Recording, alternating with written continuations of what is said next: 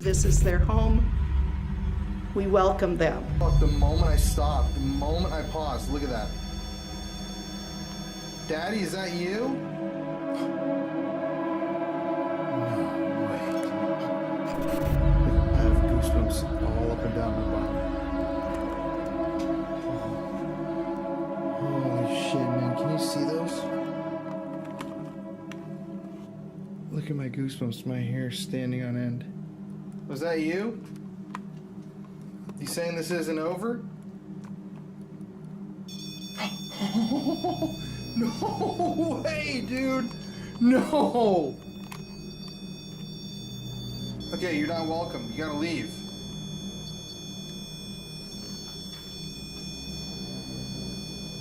That is fucking insane, guys.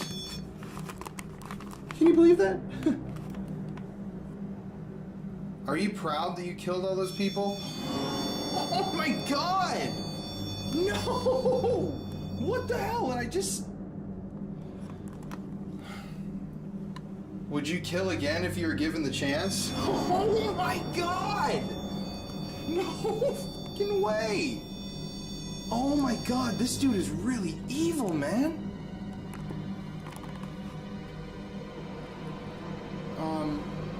Will you follow me? If I want to meet you? All haunted places have a story to tell. It can be tragic, it can be scary, and it can be very dangerous. This is Colin Browen, and these are the Paranormal Files.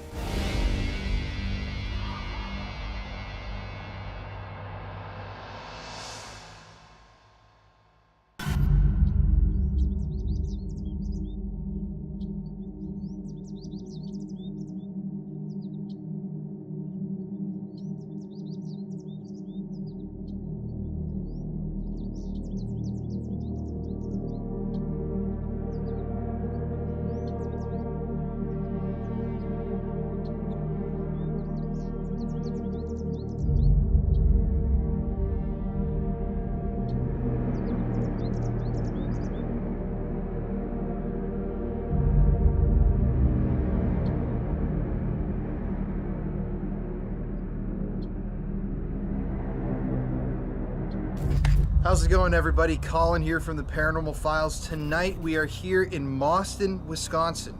Kind of like Boston, kind of like Austin. This is Mauston. This is a very historic town, very small here in Wisconsin, but behind me, this is a notorious home in the area, the Boorman house.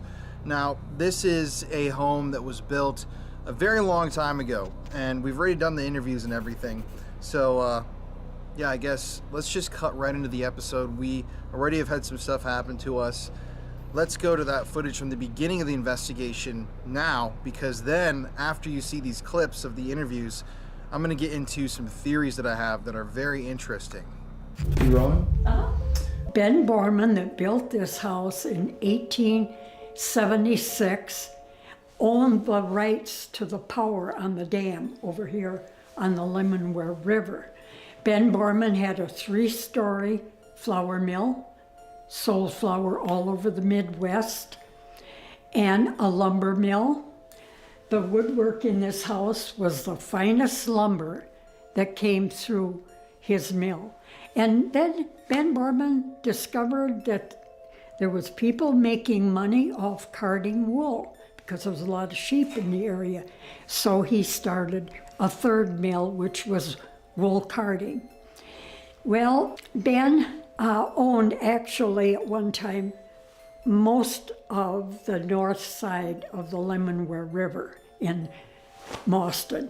He talked about building a big house. And one day somebody was coming across the bridge right over here, and Ben Borman was coming from town. The man met him and said, "If you're going to build that big house, Ben, start it now. I'm sick of hearing about it." Well, this is the big house that he built. And Ben Borman was married to a beautiful, wonderful lady, Elizabeth Gregg, and they had 3 children. And Elizabeth died of consumption in her 30s. Within a couple years, he remarried his brother's wife's sister. She lived in Boston. And then they had 2 children. One died young, and the other, a man, died in Minnesota when he was about 75. So the kitchen of the house, the room we're standing in, probably looked very much like it does today. Almost everything in the house has been donated, and we try to get period items like the cook stove. We have these beautiful cupboards here.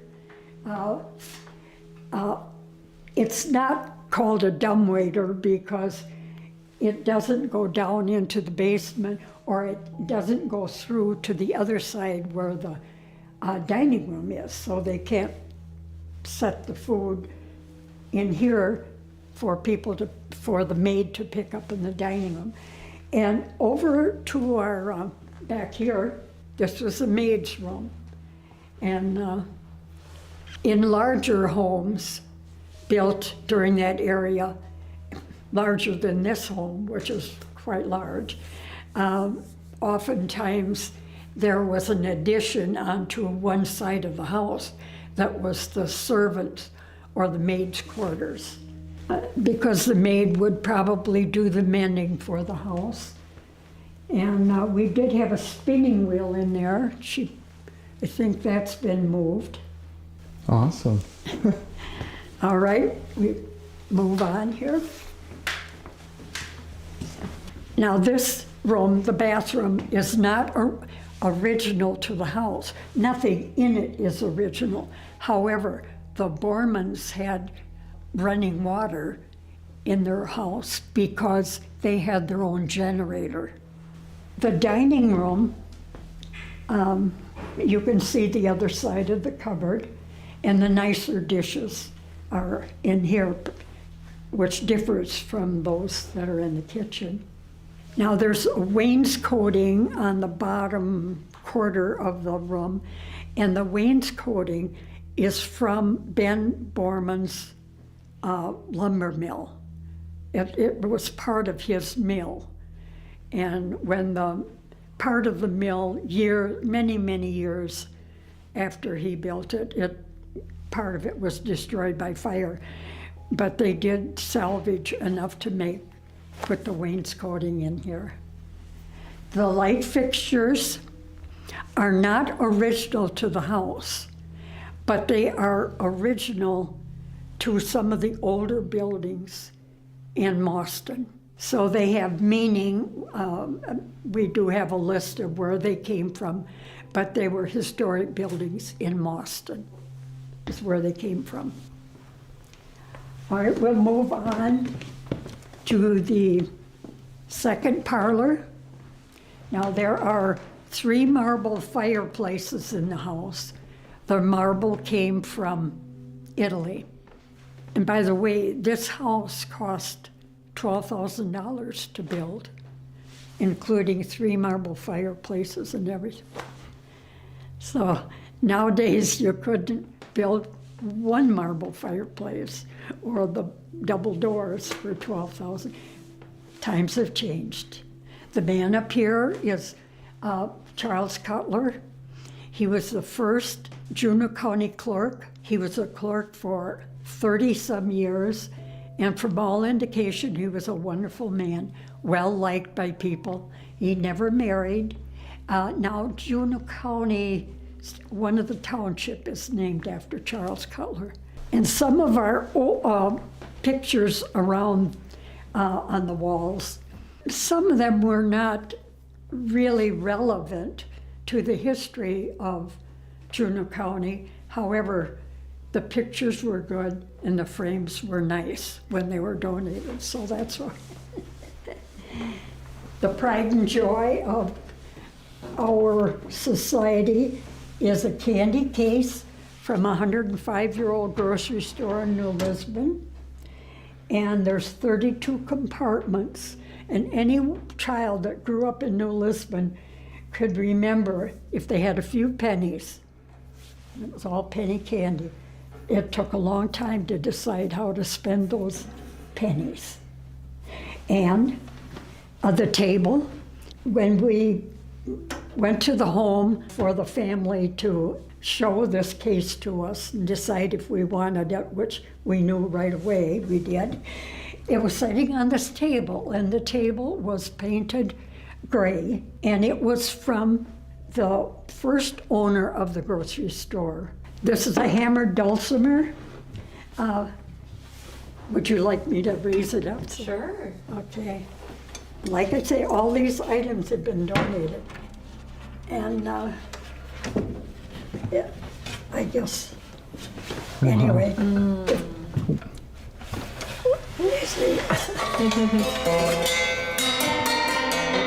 That's what a hammered dulcimer sounds like. It's like a guitar in that it has to be tuned every time it's played. Wow.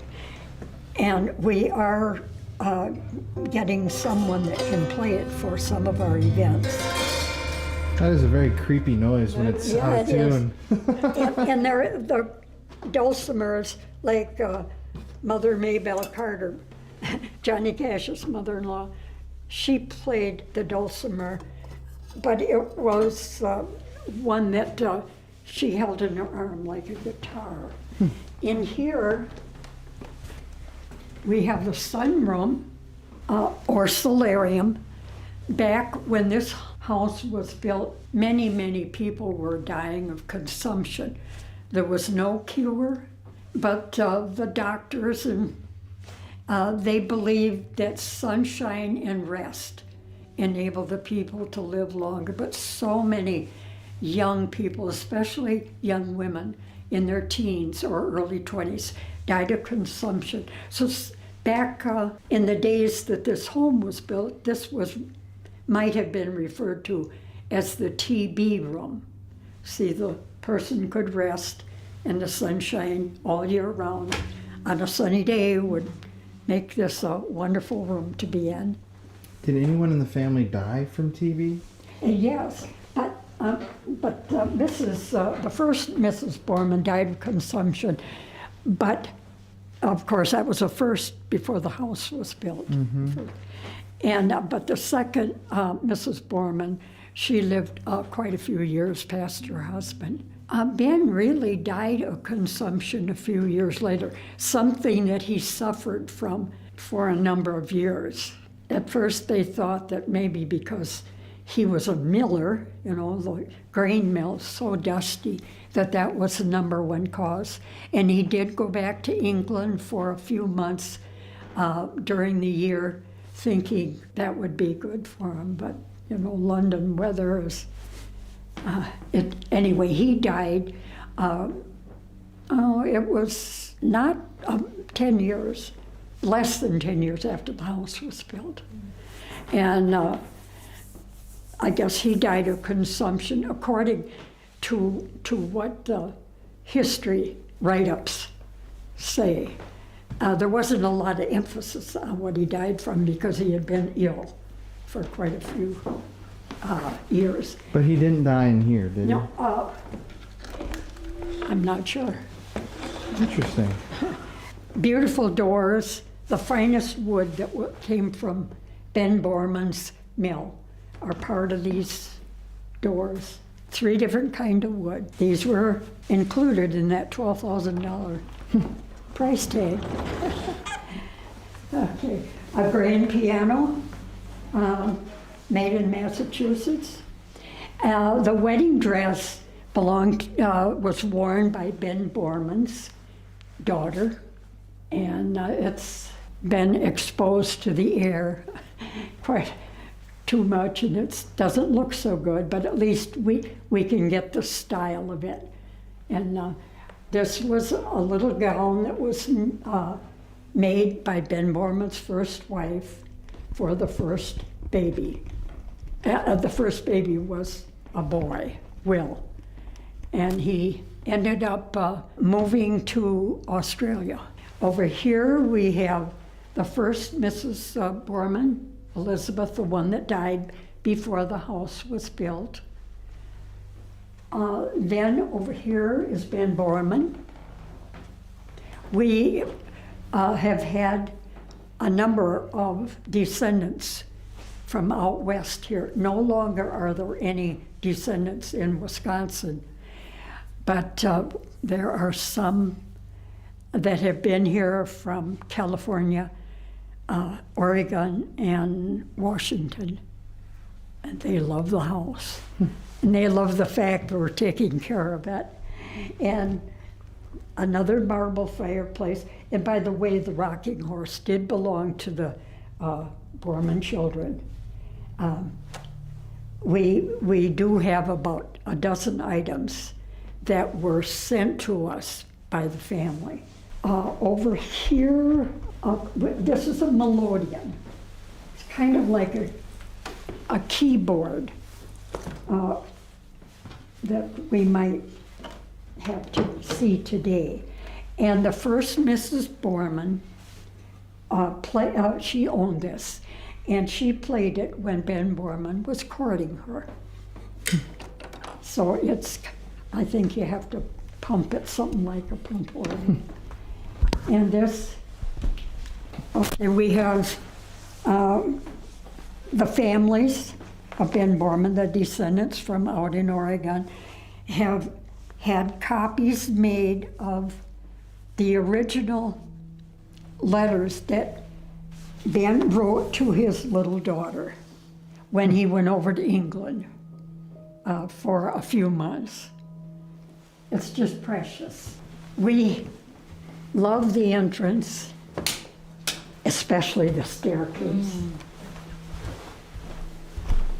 We have had weddings in the house. We've had prom pictures. We have had many more wedding pictures than actual weddings because the people in Juneau County know this wonderful staircase is great.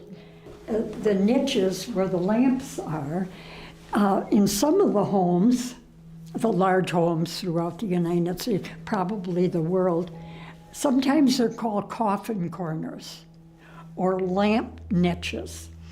We've experimented and discovered that if the lights are all off and the lamps are lit, we would try with a kerosene lamp. If they're lit, it does light the entire stairway. And then we wondered why they called them coffin corners. People back in the 1800s and early 1900s, they would often pass away in their upstairs bedroom, and they often were not taken to the funeral home, but they were prepared for burial in their bedroom. And then they would be put in the coffin. Well, they'd find that with a stairway like this, it was very hard to get it down the stairs. But we've experimented with coffins too, and we know it works. So it enables them to turn the corner. I can imagine it would be easier. Just yeah. We said, why don't they carry him down? The archives of the Historical Society, we know it was probably Ben Boorman's bedroom. All right, this was Ben Boorman's office. We call it our library, and that's the third marble fireplace. And we have 3 pump organs in the house. No, take that back, 2. We didn't intend to have 2, but the second organ, the lady had it in her will that we would get it. And so when we went to the house to check it out, it was a nice organ. So we found room in the hall for it. And when we have our open house, there's usually a lady or 2 that can play the pump organ. Over here we have a picture that hung down in the Wisconsin Capitol in Madison. Orland S. Loomis was elected governor of Wisconsin in about 1942. But Mr. Loomis contacted pneumonia, and he was very ill for a few days. He died before he was inaugurated. But this was a picture that hung down in the Capitol in his office when he was the Wisconsin Attorney General. All right, did you want to go upstairs? Sure. Okay. Let's do it. Oh, by the way, we are on the National Register of Historic Places, and we have a plaque out in front. Now, this house was made into apartments, 4 apartments, 4 different families did live in this house in the 30s, 40s, 50s, and 60s, but they didn't ruin the woodwork. But if we have visitors that ever lived in this house, the kids all remember the staircase. The first room we go into will be the hospital auxiliary room. The hospital in Mauston is called the Hess Memorial Hospital. And the 5 pictures of the same, Dr. Hess Sr., the hospital is named after him, and his son, Dr. Hess Jr. When we first purchased this building, Dr. Hess Jr.'s wife, who was a retired nurse, she would come up every year and wash the bedding in this hospital bed, and she'd bring it back up and made the bed like a good nurse should. Well, a typical nurse's uniform from probably the 20s and 30s, and of course they would all have a nurse's cap. The cases here hold some of the tools real tools from a doctor's office. This was Dr. Hess Jr.'s desk. This was a famous lawyer, well known in Juneau County. We have the boutique. Have to have a place for these clothes that we get donated. Some are just really unique, like this little sailor suit and his little cap, and a picture that the family donated. And when he passed away, he was in his 80s last year or so, and we took this stand with the picture in the little suit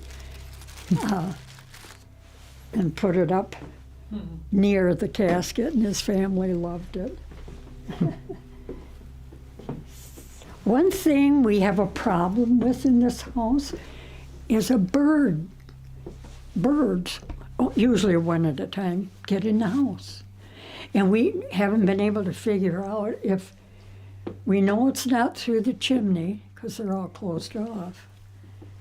But it seemed like it always gets in this bedroom and flies to this bedroom trying to get out.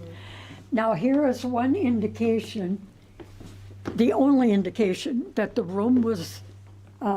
house was made into apartments, is this archway doorway, because the people had these 2 rooms, and I guess there was probably a regular wooden door here, and they just wanted the archway. So that was the one change in the house. The people years ago, way back, didn't waste a thing. Now here's a wreath made out of human hair. When the ladies would brush their hair, they would save that human hair, and it looks like there's some tatting, a type of needlework tatting that goes on there. And if you look behind you, there's another smaller a picture made out of hair. And of course, this is a more recent, probably from only 40 years ago, with real human hair. Interesting. Here we have a display of the first couple in Juneau County in Mauston. And if you notice, his hair, his daughter's hair, his grandchildren's hair, they had thick hair. And this is her great-grandparents, and she's still alive. She lives in Phoenix, and she's about 93 now. She's been here twice. Okay, this is Mary Troy's room. You see another wonderful closet. When we were in the library downstairs, I mentioned Orland Loomis was elected governor. This is Orland Loomis's grandparents. Mary Troy was the first secretary of the Historical Society, starting about 1960. She had never married, and she had inherited a lot of money from an aunt and uncle over the years. The uncle was a lumber baron, and the aunt was a handicapped lady that lived with Mary. Mary was a school teacher, but she didn't make her money teaching school. Anyway, she made her papers out long before she developed Alzheimer's. And about the week that this house was for sale, Mary had passed away, and her will came out that the Historical Society was getting enough we could buy the house. And the owner lived in the house with his mother at that time. And then he married he was probably in his 40s, and his wife did not want anything to do with the house. So they moved to Georgia, sold the house to us for a good, decent price. He wanted us, that society, to have it. So, and we were able to go to Mary Troy's home in Mauston and pick out really anything we wanted. So they picked out her bedroom set. And this is a picture of Mary Troy's, the family farm that her parents owned. Down here, the ballroom of the house. I wondered why they would have a ballroom or a party room upstairs when it's so cold in the winter and so hot in the summer. But I was going through the first state capitol governor's mansion out in California. It was next to this first state capitol. And they had a ballroom upstairs. And the curator said it's because if they had a house elegant enough to have a ballroom, they would want the people to come through the house downstairs and see the downstairs, and then come through and see the upstairs. Over here, watch your step.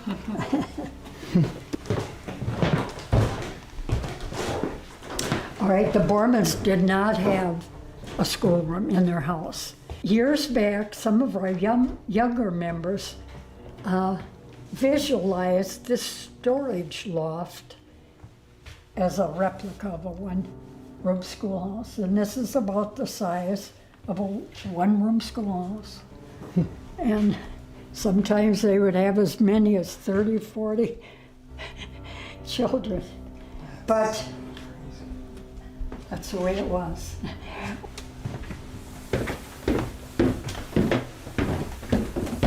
And the basement.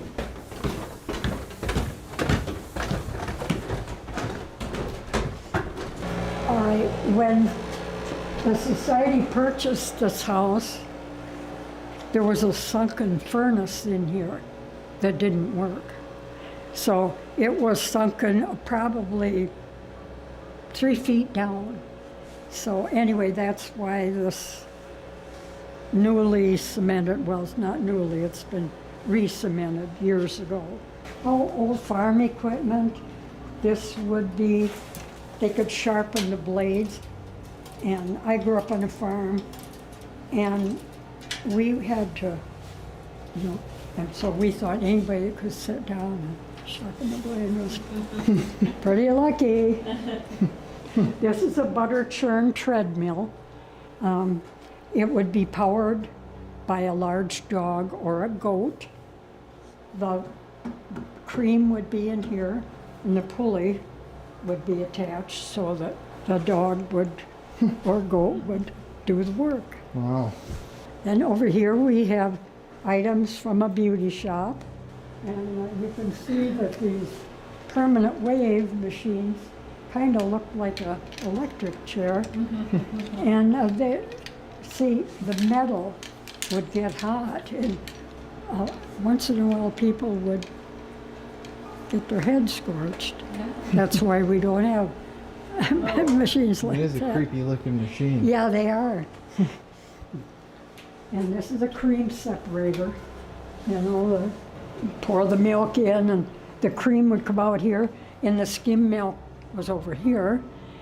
And back when I was on the farm, the skim milk was fed to the pigs. People didn't drink skim milk. Our hospitality room is kind of crowded. We've just got some new cupboards donated. We haven't got them put away yet. But up here, this is 50 years of real estate tax records for Juneau County. Over here we have a 2-ton safe that was donated from the Oddfellows. The Oddfellows, of course, disbanded in most places. They phased out, and they had to get the safe out of the building. It weighs 2 tons. So they donated it. We had a hard time finding someone that could move it, but finally they found a lumber company in town could move it. And the floor is cement down here under the carpet. Probably the only room in the house that we could store it. One thing nice about the receiving the safe, we have the charter members for the first 50 years of the Oddfellows. We've got their name, their age, their occupation. That's real special to have that. There's another Loomis sign. A few other things. Here's a picture of Mr. Loomis. And then the newspaper article declaring that he died before he was inaugurated. Wow. So,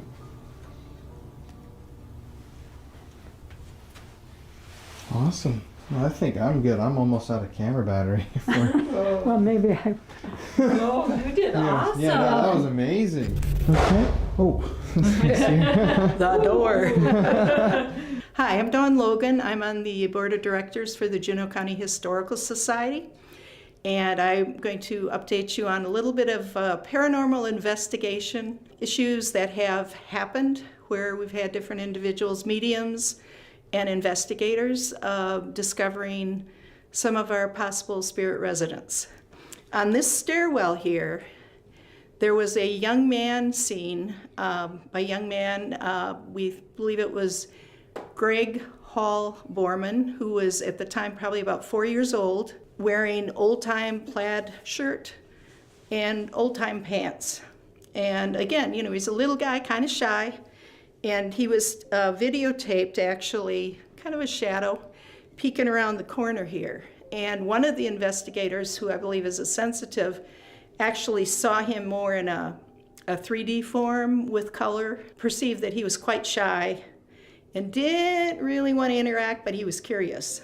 Also in this hallway, again, our original owners were, you know, it was Ben Boorman, but technically Elizabeth died prior to the house being completed. A recording had a lady with a slight English accent, but very proper English, ask, "You're not going to make us leave, are you?" And the guess was that likely was Elizabeth. There was a discussion about the house, and after we heard that recording, we made sure to take heed that we wanted to assure everybody of the spirits that we appreciated being able to use their home and their house, and absolutely no, we did not want them to leave. This is their home. we welcome them, and we just appreciate them allowing us to be here. As far as actual visual on Elizabeth, it was no visual or shadow, strictly a voice. If we walk down the hall, Just follow you to lead the way. this main hallway, again, Rose would have described how this was his original office in here. And, you know, how it was set up, we only guess.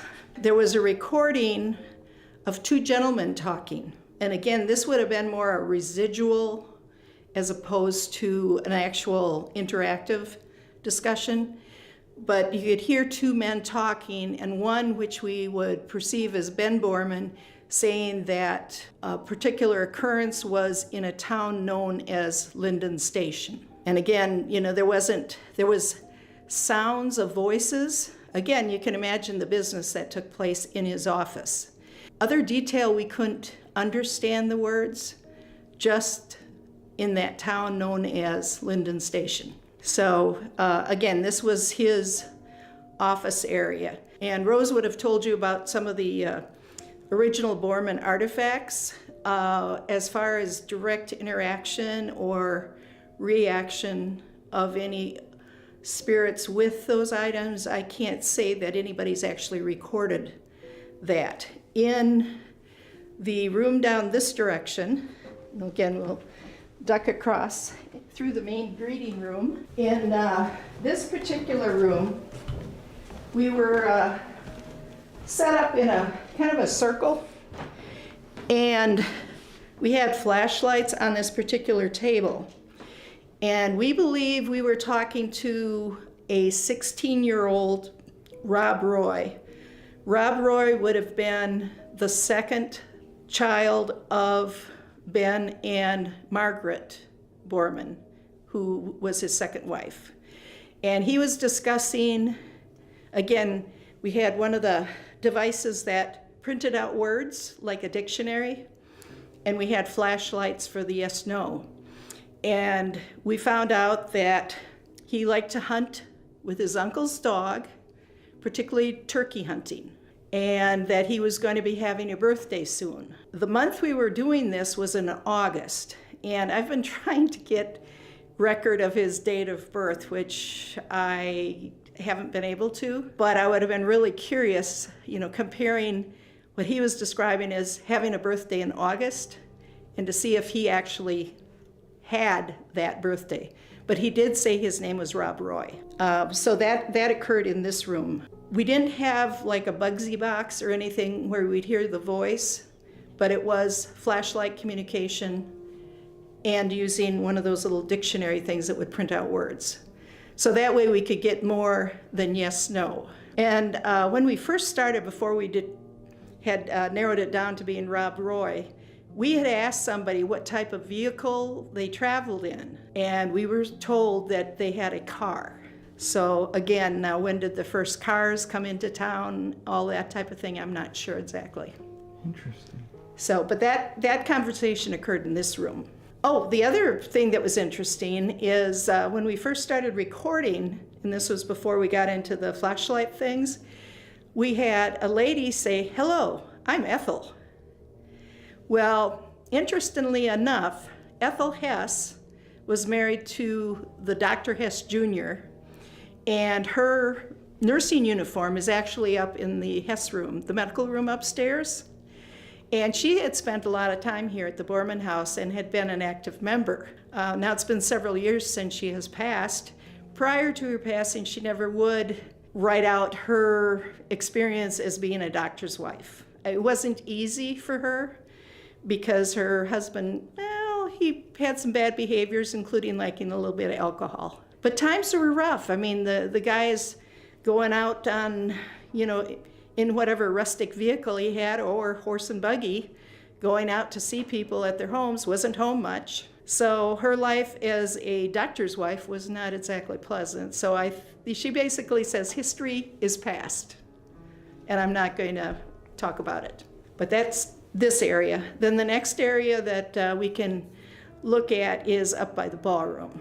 Okay. So. Want to head up there? Yeah. There is a regular rather salty character, Daddy Salter. Did she tell you anything about the Daddy Salter No. stone? No. Oh. If there was a dark part of the house, so down the base of this step, a lot of times not that much is told about Daddy Salter, but Hell's Delight was the name of his bar and store. Hell's Delight? Yes, yes. And I don't know if you have a chance to read the story. Bottom line is his wife, he believes, was killed by the Indians. And as a result, he decided to punish them. You know, he felt it was the Indians responsible. And people have recorded his response. Mediums have sensed his presence and said that he was a little bit edgy, but I think he likes to have his story told. So, but this was the marker from his bar. Right, and that had been out in the country for a long period of time. And I'm not sure at what point it was transported here. Obviously, it was sometime after 1987. Wow. When the Historical Society moved here. So they think that he is likely- around this marker because of the marker? I'm sure that's probably what his legacy is. There are Salters still alive and living in the area. And I know when we first moved here, my husband actually had some of the Salter relatives in his practice. Wow. But, that's... I just put my arm right in a big spider web. Oh, but we're just decorating for Halloween. But if you had a relative or a spouse or somebody significant killed and you perceived it was by the Indians, there's an axe that's got to be ground. And whether or not he was able to ever find out who actually had murdered his wife and if justice or due diligence had been done to the particular culprit, we may never know. Interesting. But his spirit and presence is here. And you said that's, if there's anywhere dark here, it's going to be Yeah. this area because Yeah. of the kind of anger. Yeah, the anger and edginess. And so what have people experienced, I guess? What would lead, is it just the psychic's feeling? More the psychic's feelings. But when we've had mediums here, they said that he would really like to dominate a conversation. And I think he's got a lot he'd like to express and to say. Interesting. But because of this being his legacy, the Hell's Delight stone, we believe that's why his presence is here. And again, we do post the Hell's Delight marker and some of the history of Daddy Salter. I walked by this, I didn't actually read it. I thought it looked almost like a tombstone. So it's Yeah, interesting. that was Hell's Delight was the marker that was by his business. Wow. So there's a child that peeked around a corner down here? We haven't seen the children down here so much. It was more up in the ballroom, and that was looking from the upstairs ballroom into the hallway. And we believe that was probably Libby Borman, who would have been the last child that Elizabeth Borman gave birth to. And in fact, she delivered her daughter, which was Elizabeth Borman also. But they dubbed her Libby. She was born 4 days before Elizabeth Borman died. And what's ironic is that Libby and Greg Hall Borman, who was of the second marriage, both died the same day. He likely was just right around 4 years of age, and Libby was just shy of 6. And did they die here at the house? I believe so, and they would have had the wake up in the ballroom.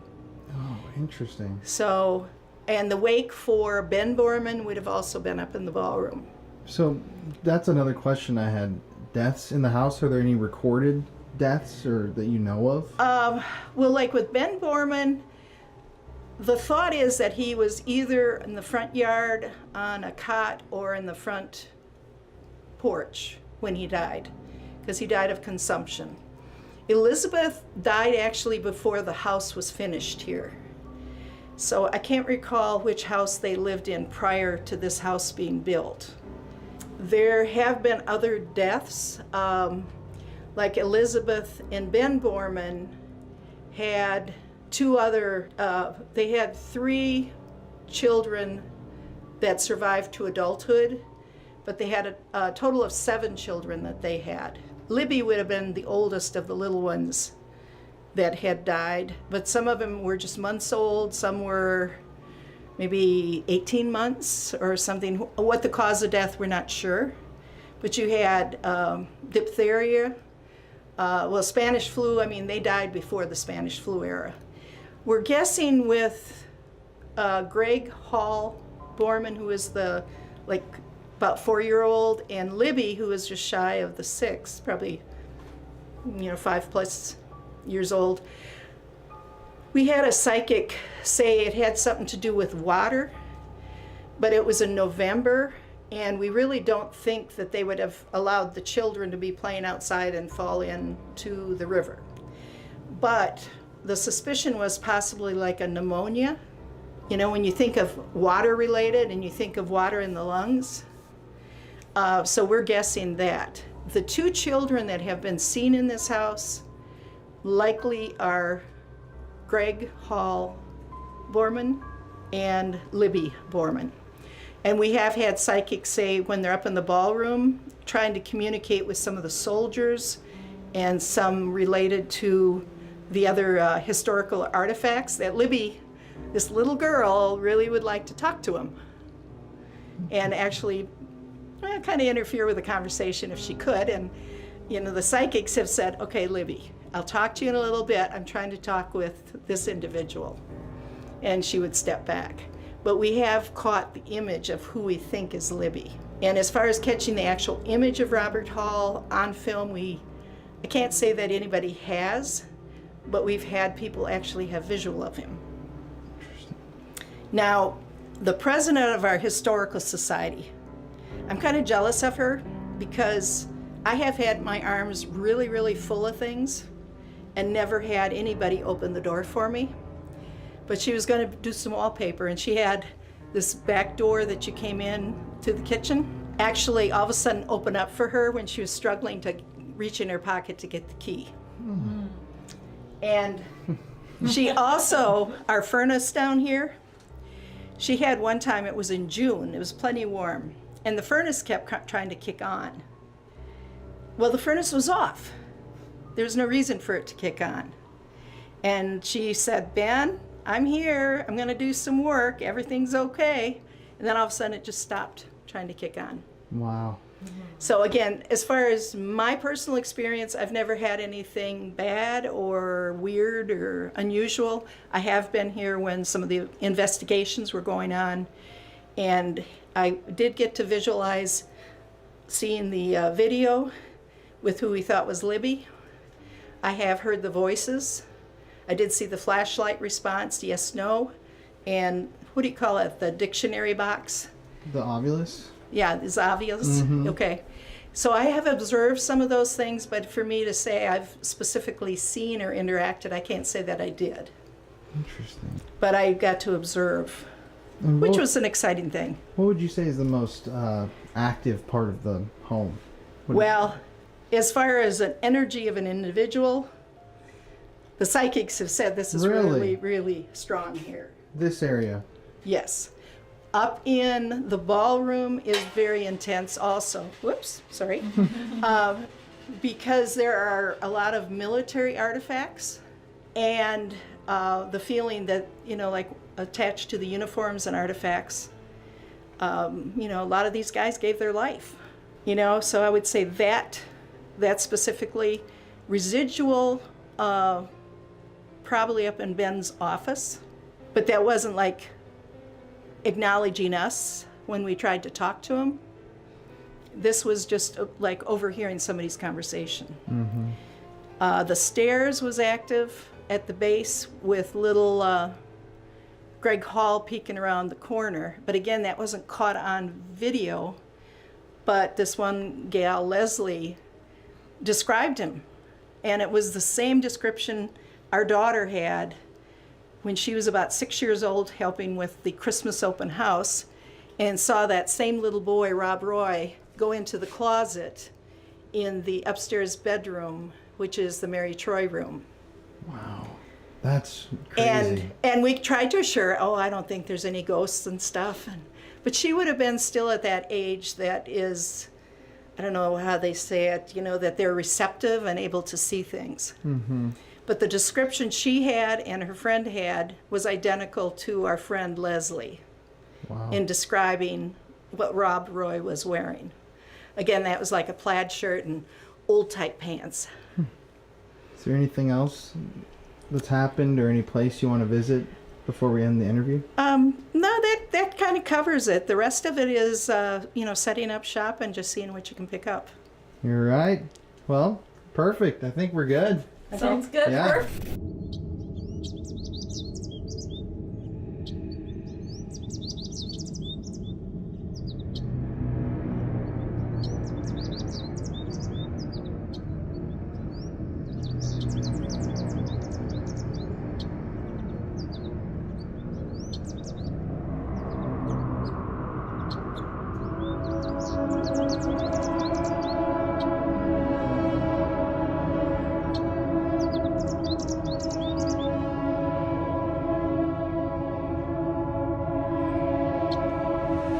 Okay guys, so now we're back at the beginning. We've kind of time hopped a bit, but we got the Boorman house behind us. This is, like we've covered extensively now, a very historic property.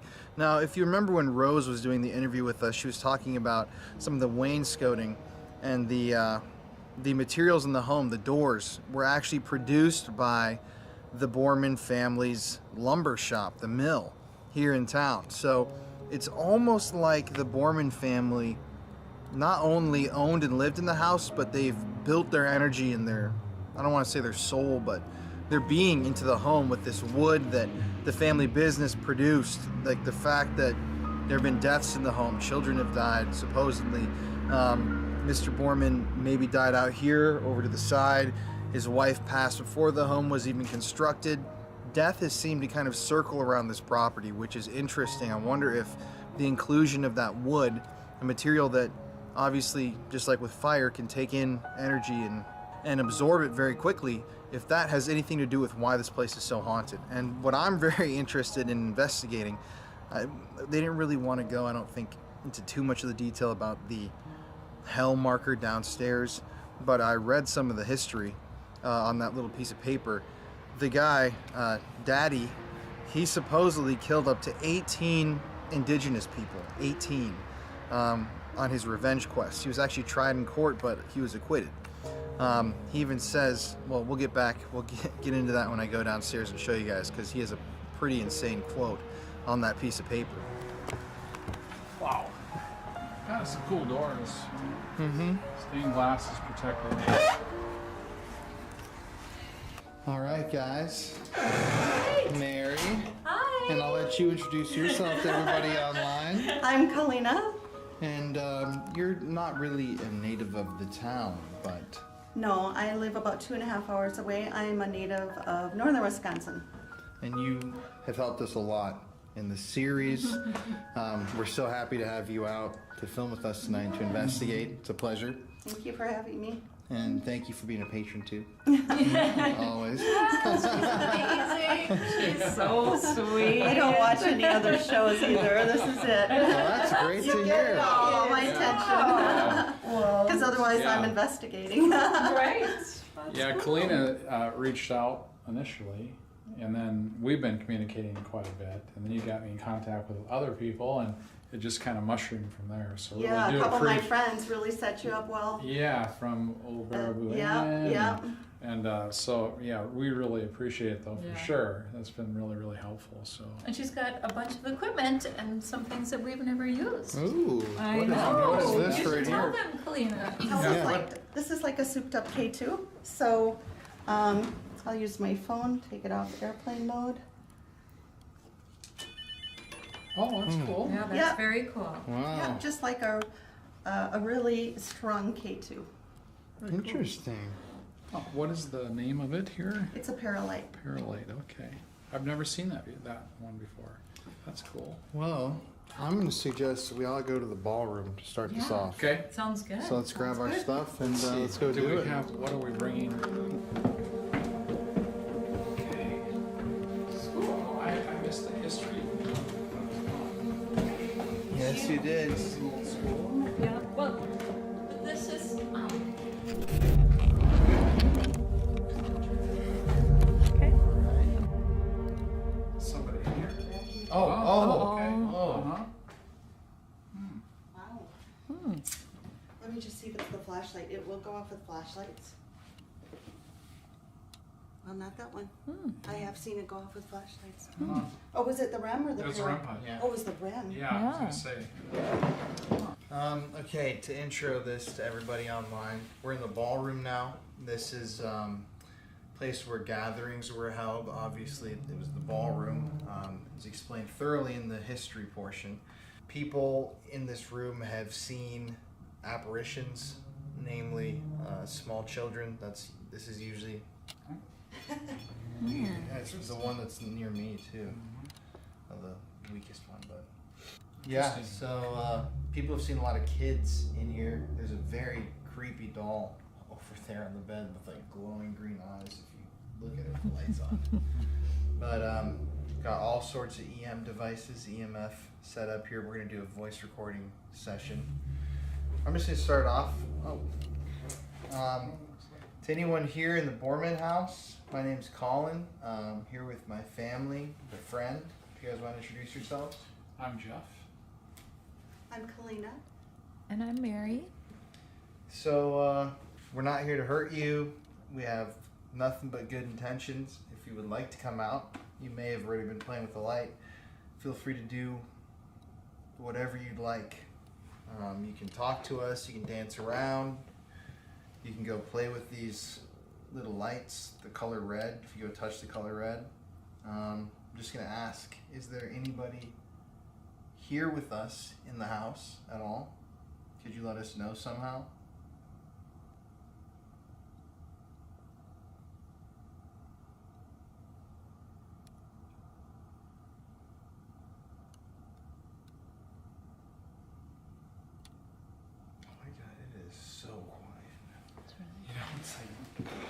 Term deafening silence.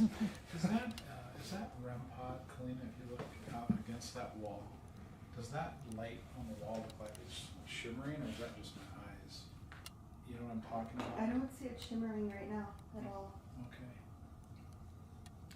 Okay, I'm gonna run an EVP session right here on the voice recorder. As always, just gonna set it right there. Can you walk over towards these lights if you see them? Whoever you are.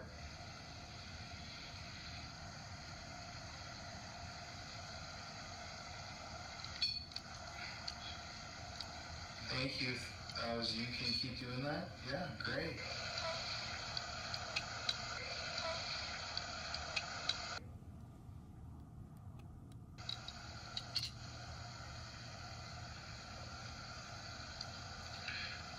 This is really, people have seen a small child holding their head out that door.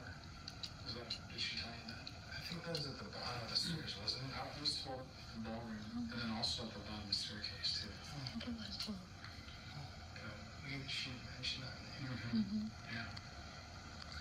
Rose mentioned that.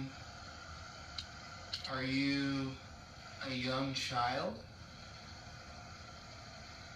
Could you use your voice and tell us yes?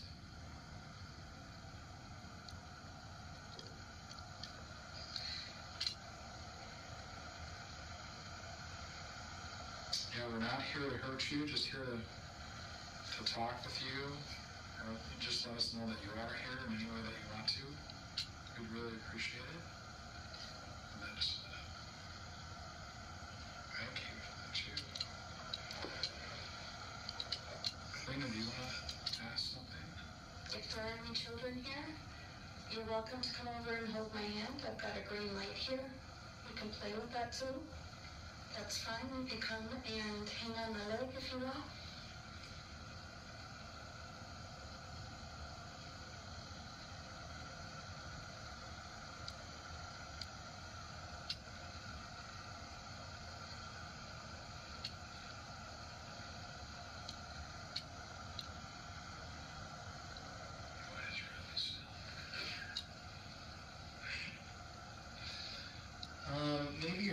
a child. Are you an adult? Can you walk over towards that little red ball?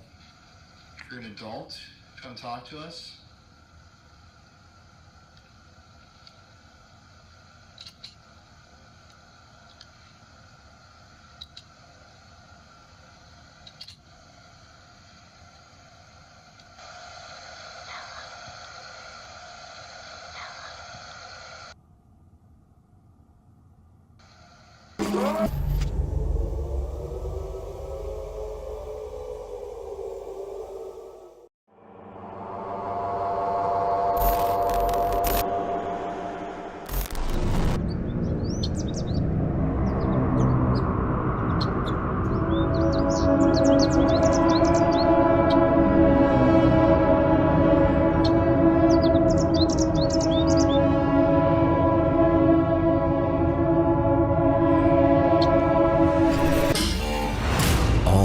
Places have a story to tell.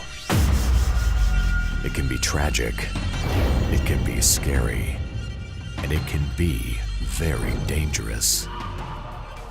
This is Colin Browen, and these are the Paranormal Files.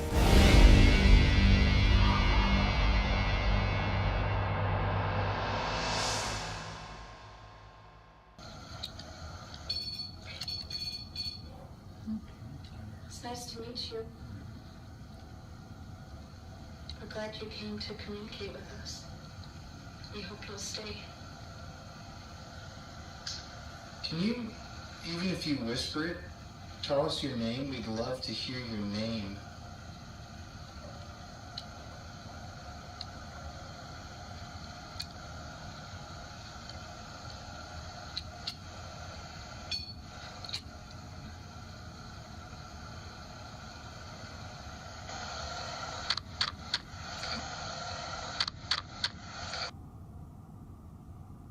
Like Colin said, you could whisper your name into this little box over here. It's not going to hurt you. We'd really appreciate it.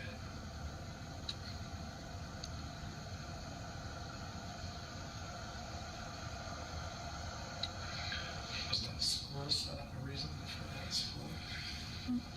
It's just set up at the museum. Just to set up. Okay. Just to show people. I understand.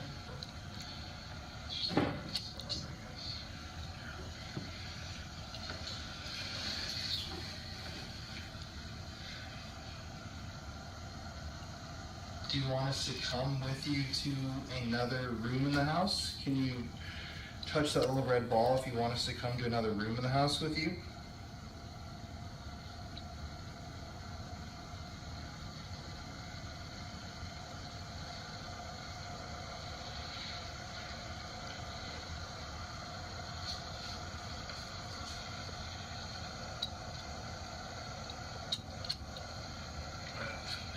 Any kind of bad energy here. Kind of a little bit hollow. What do you think? A little bit hollow? Well, just. I mean, there's some places that are just like thick. A little more empty feeling. Yeah. Is that you? That was me. It's like, I know what you're talking about. Do you have a feeling? I keep hearing something that kind of sounds like I don't know if that's a machinery downstairs or something. Do you keep hearing that? I have heard that. There it goes again. I think that's my diabetes pump. Oh, okay. Oh, really? Yeah, I entered some insulin a couple seconds ago.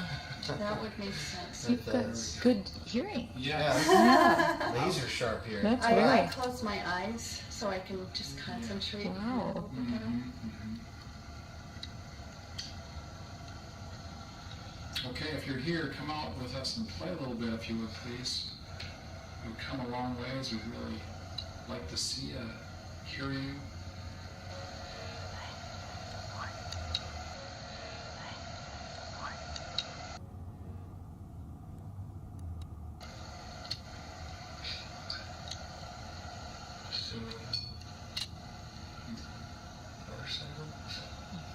So you hit that light. Do you want to play?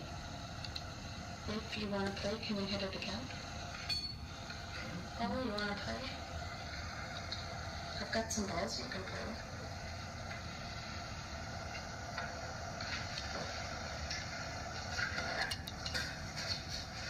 It'd be great if you could hit some other lights on our floors too.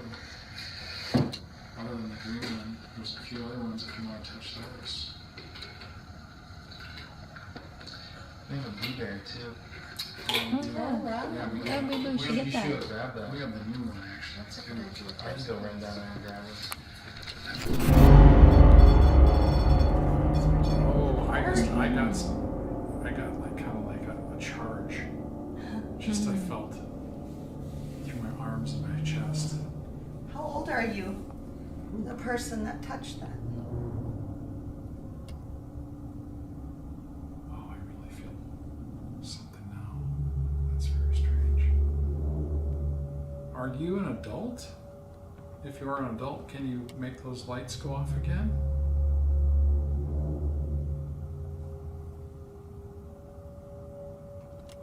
I think you're a child, I guess. Is that what we all kind of feel like? That's what she was, or he or she was responding to. Well, you did answer. They wanted to play. Yeah. Can you play with those balls that Kalina put on the floor? Oh. Yeah, go ahead and go over to those balls that Kalina's got. You can play with the pink You light can too. move them. Where's the K2? Looks like you're really. Oh my gosh. Oh, look at that. I hadn't put the No, K2 on the no, floor you yet. have not. No. Wow. Oh my gosh, I've got like that energy charge again. We think you're okay. There's the K2. Colin, we think we've got a child playing with us here. Really? Yep. This has been going on. Plus, Kalina's ball over there went off. One Look of at that, Pete. Uh, Oh, look at this. 7 seconds, the light will go Wow. off if it's not being played with. Look at the K2. I think we got someone here It's like playing it with wants to us. play with me. Maybe it knows I have the Boo Bear. Maybe. Oh, excited. Ooh. Look at this. I brought something for you. You said you wanted to play. Check this out. We're playing with Kalina's ball over there again, too.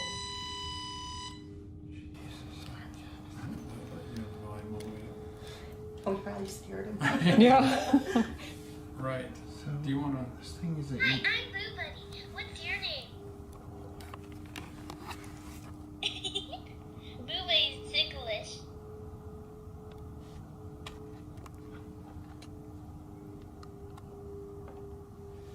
Can you give that teddy bear a hug?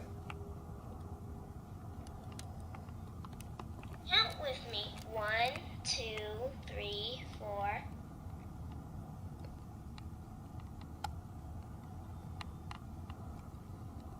Can you tell us how old you are?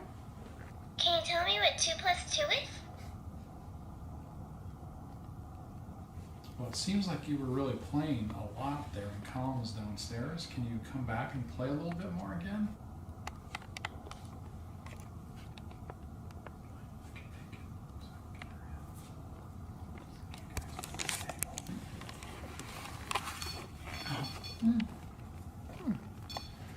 Are you back? Can you finish this?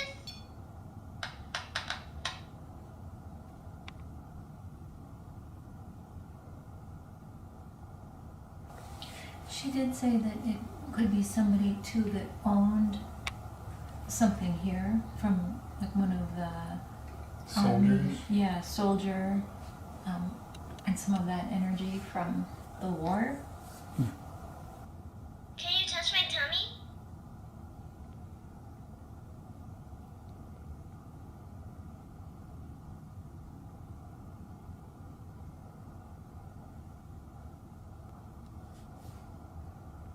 Well, we'd really like to see you come back and play like you were before. Don't be afraid. We're just here to have fun with you.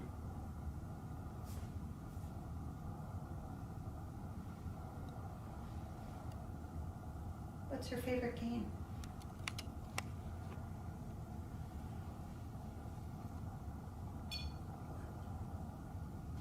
Was that green again? Yeah. Yeah, green. K2. Okay, yeah, K2 this one. Thanks for stepping over there. Can you go stand right on top of that red ball and we can play? You just gotta tell us what you want to play.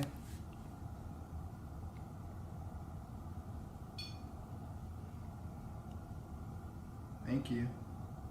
I'm gonna play with this doll. And pick them up. Just like this. Put it over here. Can you give this little animal a hug?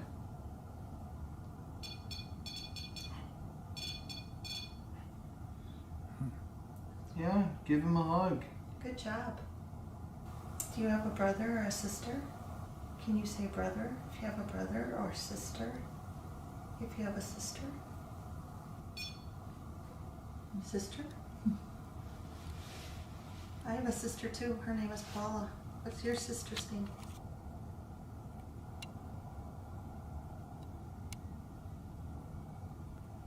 Do you not want to play with the bear?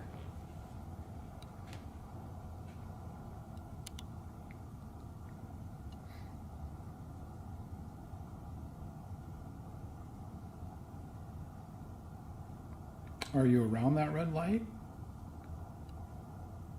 You're making that other light go off, it looks like. Can you try making that other light with the red light in the middle go off more? Thank you. All you have to do is step by it. It's not going to hurt you.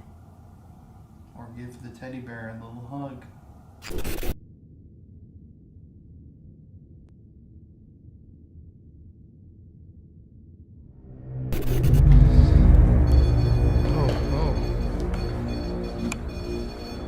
Back. Are you playing with us? Maybe it's playing with the bear.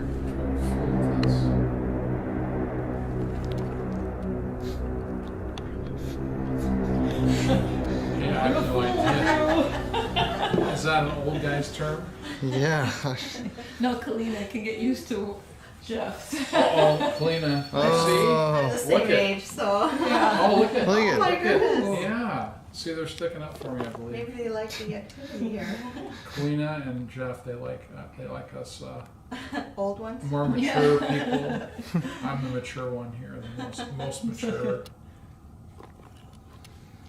Should we go walk in that hallway and do a spirit box? So, I think it'd be nice to spirit box. We could do the Something different. ovulus. Uh-huh. Oh, Did you brought the bring, Yeah. bring the obvious? Or that's what I meant, the connect. The SOS? Yeah. Sure. Hey, can you come back if you're over there?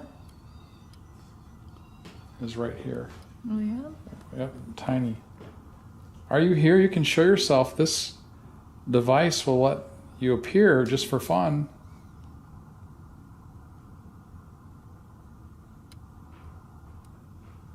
Little tiny figure about the size of the window. Child size? Yeah, child size, yeah. Actually, even within the window, so. Can you reappear for me? There. Interesting. Oh, we got a figure in the chair. And you, behind it. And me? Oh, do you want me to stay? Yeah, you're For a good. measurement? Yeah. Huh. Are you sitting down in the chair? It's probably warm for me sitting there. Yeah, might like the chair. Can you step up and stand out of the chair? Looks like it is. Standing on the ground. Trying to. Looks like it's just Maybe you could come over here, Kalina, next and back of it. And back, yeah, right, come right back of the chair. Okay. Uh-huh. Yeah. Oh. It's kind of It went up. trended. Yeah, grabbed. Can Yeah, I hold hold your my hand hand? up. Can you grab Kalina's hand? It's. Does it have? Oh, there's another one. There's a little one. To, Hey, I'm so glad you Wow. came to play with me. look at this. I miss little kids. My son's 18. Over there. Where she just was standing. Yeah, where you were standing, but it's small. Wow, are there more of you here? Maybe you'd like to be around Kalina. She's really nice. Not gonna hurt you at all. I brought a lot of toys for you. More the merrier. Oh, Little one disappeared. This one here is gone. No, it's still there. I wonder if you... Yeah. Oh, another one came and now it's a different color. I'm going to move over a little bit. Do you want me to brush your hair? Oh, look at it. It came down on the table. It's on the table. Next to you on the left, Kalina. Yep. Can you grab Kalina's hand on the table? Oh, it jumped back. Here? Over. It's jumping from the case to the table. If you're a little girl, can you raise your hand? I'm kind of surprised how long the one in the chair is staying there, though. You know? Oh, Jesus. God, I did not expect to. I literally went to look at what that noise was and I was like, oh. Can you raise your hand up and touch Kalina's hand? Oh, you guys both unmapped. Just went. Interesting how you both disappeared, isn't it? So, we've done some investigating here in the ballroom. Seems like child energy. Seems like a child. That was me. We're gonna head out into the hallway now where different adult spirits have been seen and felt. And we're gonna use a spirit box now, the classic SB7. So, let's go out there. Jeff's got the Connect, as you guys have probably seen already. Watch the... If there's anybody up here, we would love to talk to you. Once again, my name's Colin. Here with Jeff, Mary, Kalina. Yeah, if you could just say hi or hello or something, like a greeting, to let us know that you're here so we can start having a conversation, that would be awesome.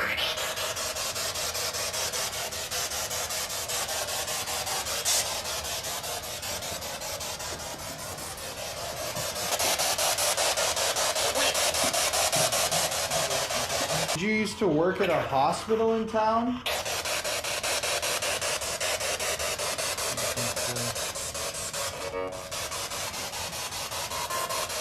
If you were a nurse, can you say nurse? Were you doctor? Dr. Hess?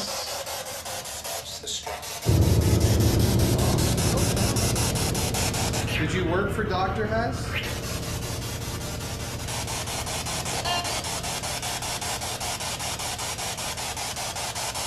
What kind of doctor was he? That was a weird little...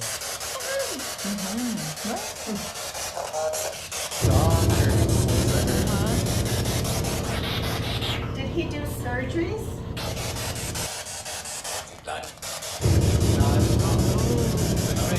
He wasn't. He didn't do surgery. No. It was more of a house call. Family medicine. That makes sense, actually. You can ask another. Were you a doctor during the Spanish flu pandemic?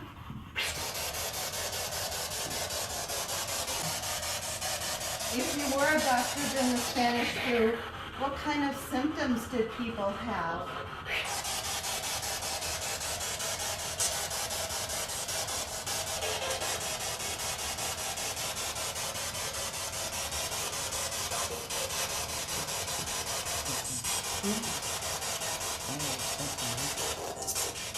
It sounded like a male voice again.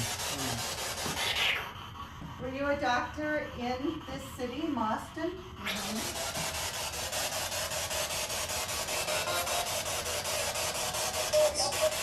There's that. Ooh, wow. Look at that. It's got a glare. What did you like about being a doctor?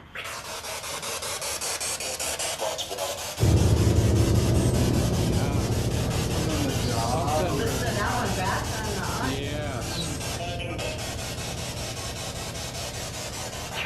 Did you enjoy saving lives?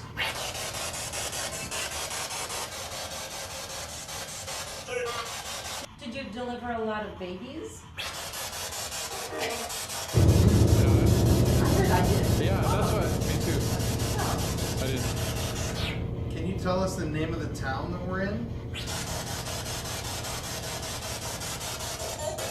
Or the name of the house that we're in?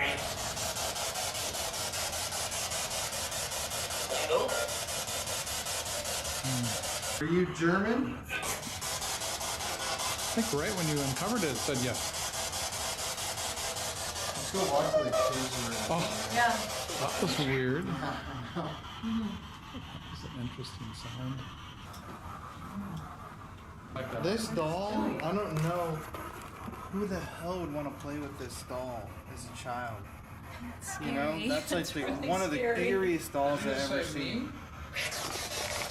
It really is creepy looking. Can you say that again? The man, whatever you said?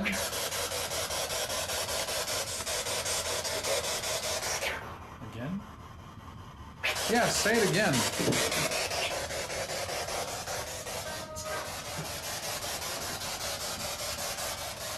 Can you tell me your name, whoever's in here? Are you a man? Are you a woman? A lady. Yeah, and it must be in a woman's voice. Can you tell me your name? I heard lady again. Do you know any of our names that are in the room right now? Colin? What? Oh, you know, Colin. I mean, They were English or British, the people that came here. really? Remember? Yeah. And they had slight Were you British trying to say accents. Colin? Can you say it again?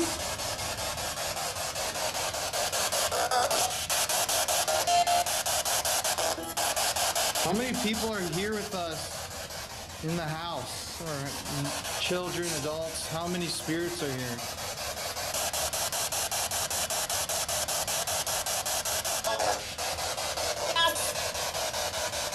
Kind of sounded like happy. Or what'd you hear? I just heard yes. I think so. Are you happy here? Can you tell us again? Male now. I'm gonna hear that one on audio for sure. How about the female that's here that said you're happy? W? Are all the spirits in this house good spirits? Is everybody here nice?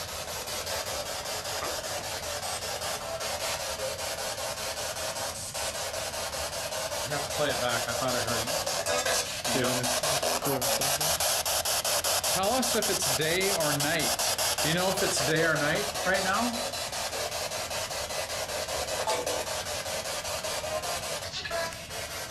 Give it a crack. What did it say? I don't know. I heard. Give it a crack. I want to know for any spirits that are in here, why are you still in this place? What makes you want to stay here?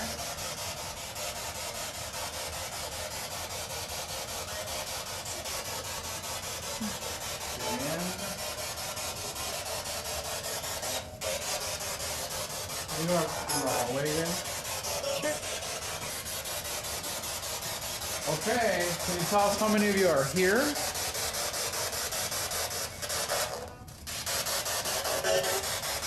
Many? Oh, that's weird. Wow. Are you guys happy here? It's getting warm. Really? Really? I got a question. Do you have anything to do with all this human hair?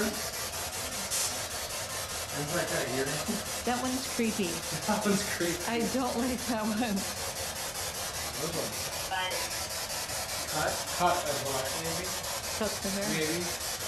Does this hair belong to you?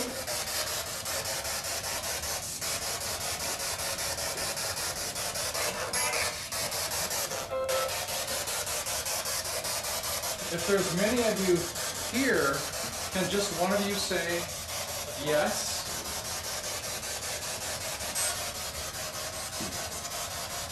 Almost heard a yes. Can you say it again? Just yes?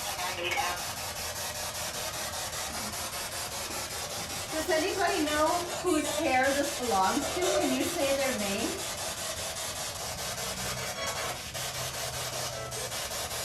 Are there any spirits in the closet right now? In here?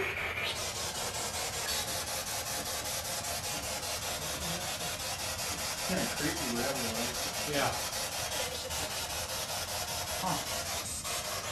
Should Colin go in that closet?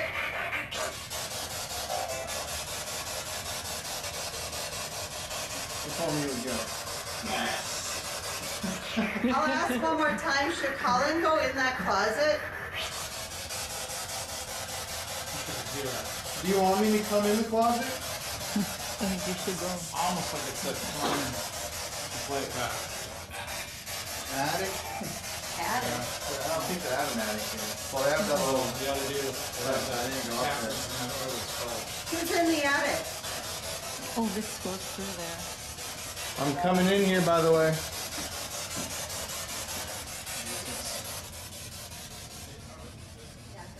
One of those birds is in here. You know what this reminded me of? I was gonna say earlier. What? Insidious. Ew. Remember Yes. that little kid in Insidious who's dancing in the window? Yes. What are these things in here that you wear? What are they called? What are these called in here that you wear?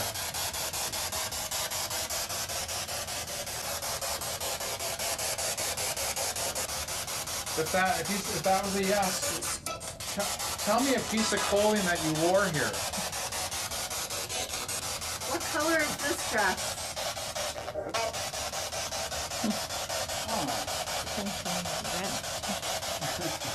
Can you tell us what color that dress is again? This one? What color is that?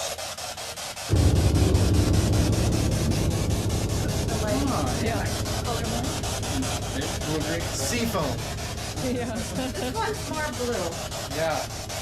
What? Black. Well, maybe you can't see the colors. You're just guessing, huh? What is this called? Right here. What's this called? I heard cat at the end. That? You have to play that back. Which, I feel like energy again. what's the matter? I said like a jaw spasm. Really? How much, Yeah. too much caffeine? You okay? Yeah. I just like yawned and I had like a Charlie horse, like a jaw spasm. Ouch. Like literally shooting pain through my teeth. It's like I can feel my muscle twitching.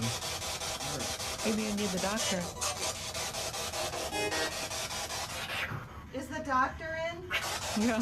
Colin needs help. It's like a cramp. We'll work it out. Literally, it's like. I wish we could play it back. Can you say that again? That was incredibly painful.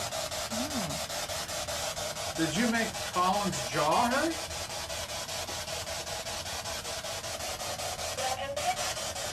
Okay. Yeah, that just really hurt. Wow. I don't know if I'm dehydrated or. I literally just said like muscle like twisting and I can feel it like twitching like. Still is like hurts right here. Do you want to go down and get some water? Yeah. Then we can go into the basement.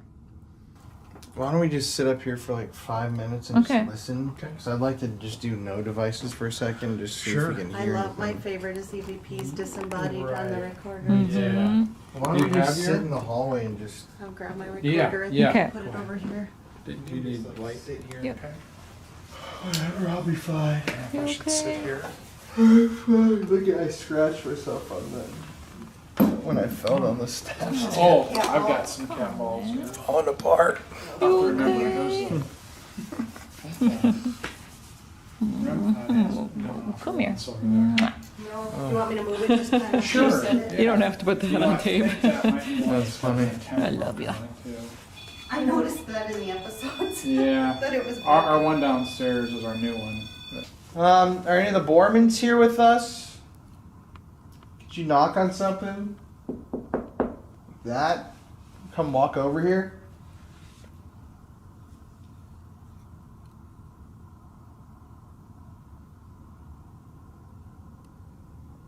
Mr. Boorman, if you're here, did you build any other houses besides this house?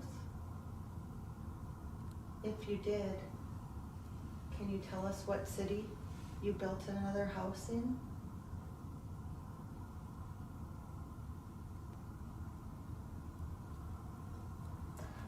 I don't know why, but I'm really kind of a little disoriented up here. I don't know if it's the lighting or what. Was this the doctor's sleeping area? No, he never even lived here. Never even lived here. No, they have his Just old they brought office stuff out in. back.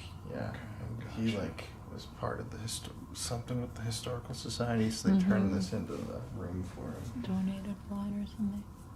Did you die in here?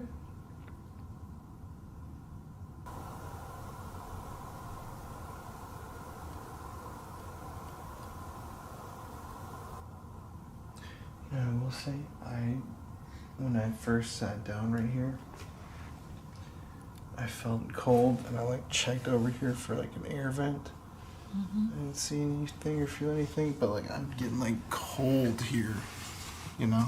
Like my leg right here is like cold, and my arms, I think I have like goosebumps. For the first time all night. It's like the hallway. It's not even near a window. Is there someone standing behind Colin?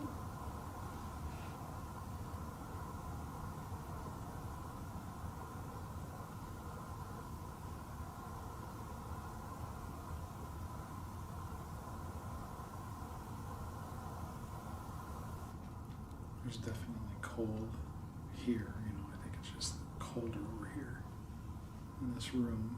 It's weird though, because when we were in there, I didn't feel cold. I think it's facing what is that way? Is that north? I don't even know. It's like weird because it's like I don't feel like my body isn't cold. It's like my arm is cold, and then my leg, but this side is completely fine. It's like, what is that? If the colds come in, is there just like a? This is where the heat starts. I think if you feel my back, it feels cold. It's interesting as well how both REM pods are silent. You know, in the other room, it really was going off a lot. Maybe it's bedtime. If the kids are still here, do you still want to play?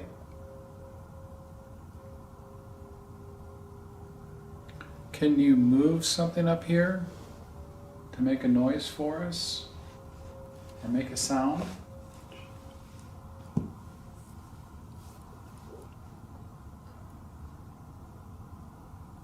God, it is so quiet. It's the most Because they quiet don't have place. air conditioning here, do they? Well, they have just the furnace, but it's turned off. Oh yeah, Yeah. but it's off. 'Cause usually in the building, there's like a hum or something. Yeah. This is like straight up just. This is a really Silent. hard home for me to feel out, you know? Like I didn't get any of the history, obviously, of this place, but Really isn't that much to know. is there the... This is none of its original, is it? Or Some of it is. some of it? So it's a hodgepodge of things?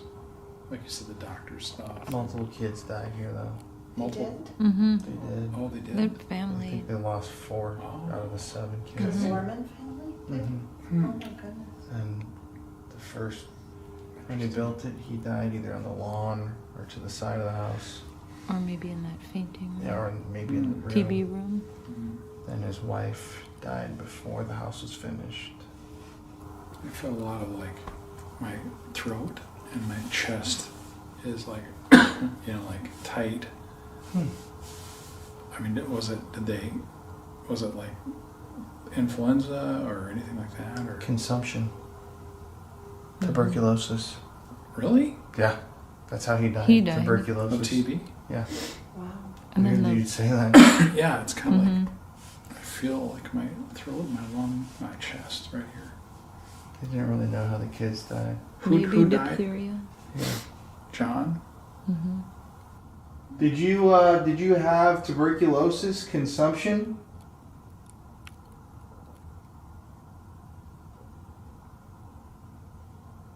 Does this remind you of anything?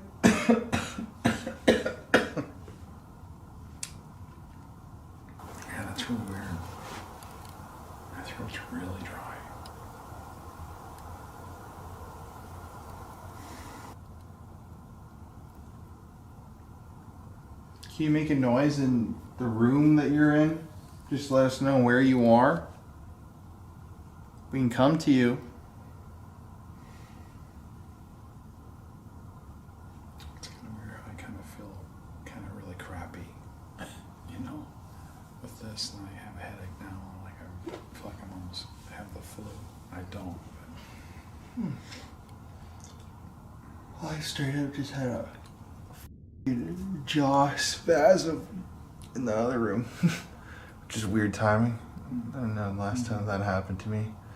It was like so much pain that it was like my vision went like white for a second, like crazy. Because you had like an actual spasm, like just tight. Yeah, like my muscle. I could put my finger up to my muscle, and I could literally feel it going like shaking, just twisting. I've had that with my neck muscle before.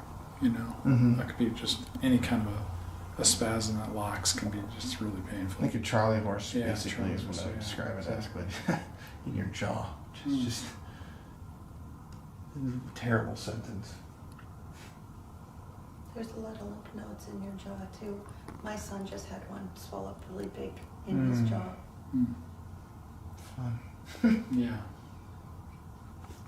I have a permanently swollen lymph node in my neck, though. Well, that would probably cause some problems. Well, what happened? It's like strep throat or something, and just never really went down. Once in a little. Thankfully, I'm not dead yet. Strangely enough, I feel better, actually, too. I don't know why. I heard about how much pain I was in. I think so, Your yeah. pain goes I away. think it might be. I'm feeling like a lot lighter. Are any of the Boormans here?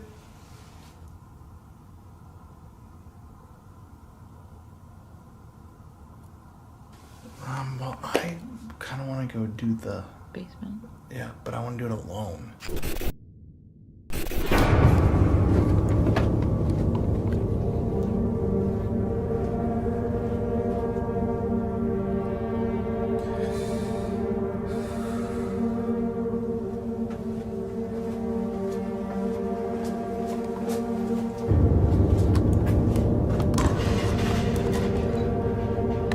Okay guys, so I'm down here alone at the Hell's Delight marker. Now you guys know that I like to do alone stuff. I feel like this place is too small to have a big group of people, and I wanted to try connect with this darkness that's supposedly down here in this corner. Back in the tour that we received, this wasn't covered, this history. And I'm just gonna read this to you guys because this is unbelievably brutal. So here's what the history says. On Highway 80, about 6 miles this side of New Libsyn, is a small marker put up by Gus Mooney. It marks the site of the old Salter cabin where Mrs. George Salter was murdered by the Indians on July 13, 1863.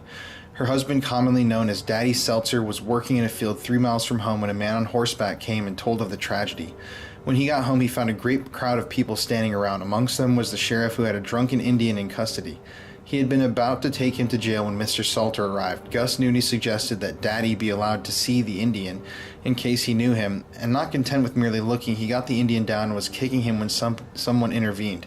Salter broke away and went into the cabin and got the axe handle which had been used in killing his wife and started after the Indian again.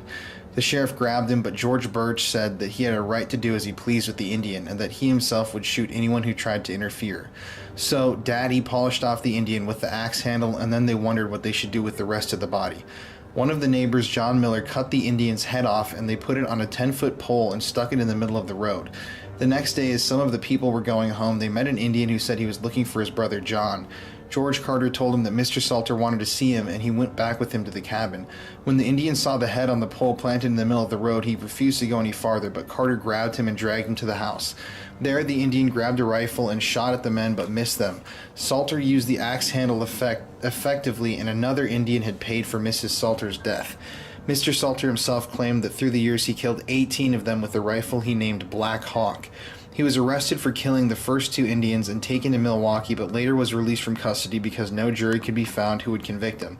The case was before the courts for 4 years. Following the death of Mrs. Salter, there was a great excitement at New Libsyn, and a company of soldiers was stationed there for a time. Many of the citizens were in mortal terror for weeks, fearing a massacre. Daddy Salter kept a resort there during the Civil War years called Hell's Delight, and it is so the marker is inscribed. He furnished meals and lodgings to those passengers who were traveling from New Libsyn to Wasau, Grand Rapids, and Stevens Point, and the rest of Wisconsin. All were made welcome at Salter's, where they found food and rest. So that's like unbelievably brutal and messed up. I guess this guy did not care for the typical systems of justice in America. This was like frontier justice for him, even though, you know, I personally reading this highly, and I'm getting chills reading that right now. Up and down my arms, I feel very cold, and my hair is like raising as I'm reading that out loud. That's creepy. Yeah, this is like, and then here's what the other one says. He and his wife sailed from Liverpool for America in 1852. They settled in Wisconsin, where he married Emma Cowkett. She was murdered by the Indians in the town. In 1863, the murder weapon was an axe. In reprisal, Daddy used the same axe to dispatch Joe and Jim Dandy to an early visit to the Happy Hunting Grounds, which is, I think, just a very crude way of saying he murdered them. Daddy built his house. They erected a slab showing where the home was. Daddy operated a tavern. He chose to name it Hell's Delight. It had been estimated that Daddy Salter sent as many as 18 Indians to the Happy Hunting Grounds. We think this is largely myth, but certain it is that he accounted for the two who killed his wife. And then listen to this. This is insane. So talking about his family. Daddy was good to his family and kind to his neighbors. His tavern was a rendezvous for deer hunters, and he entertained them royally. His family gave concerts. These concerts were never complete without their bear dance interpretation. The tavern burned around 1889, and Daddy passed away early in the present century. This colorful character did not believe in a supreme being. And this is a quote from him. But if I am mistaken and there is a hereafter, it does not matter where I go as long as there are no Indians. Is that not insane? So here is the, man, it is, I don't know if you can see my arm, but it is like really cold all of a sudden. Hell's Delight. This is the marker from his tavern called Hell's Delight. Daddy Salter. There's just some movement right there. You can see there is a massive spider right here. I also want to point out they never covered this. This is really interesting. Right next to it is this thing called mystery painting. Unknown artist, painting unsigned, unknown donor, no records available. And this whole thing is talking about what people have noticed in this painting and what it might mean. They don't know if the artist was a man or a woman. Yeah, it's from like the 1800s, this big painting. What do you guys think that this means online? Do you have any interpretation? They don't know where it came from, who painted it, but here's a little shot of it.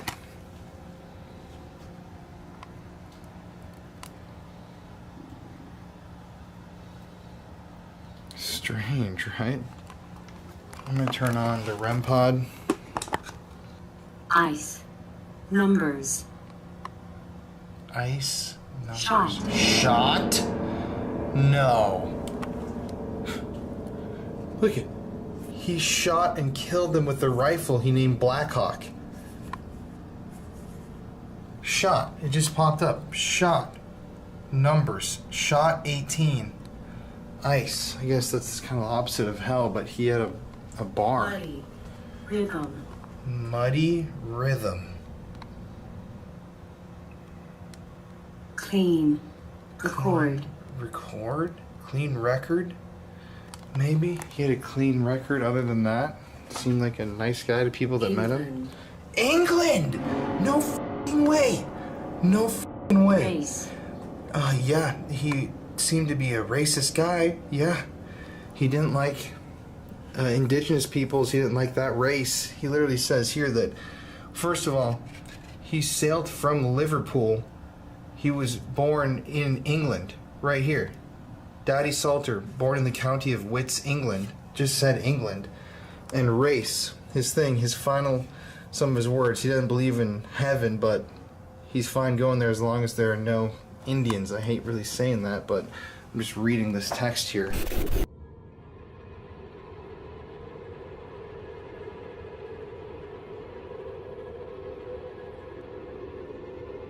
That is bizarre, dude.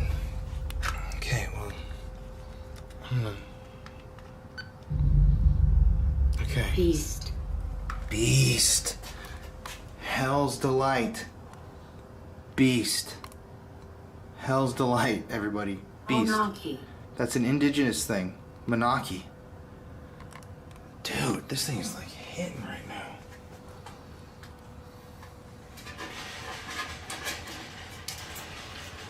Huh. Well, this is trippy.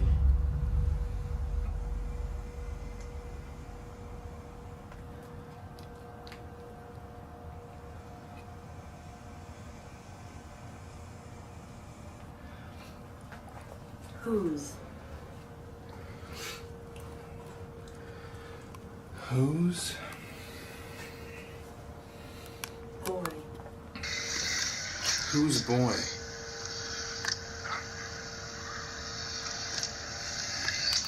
well, this thing's going on. Well, this is trippy.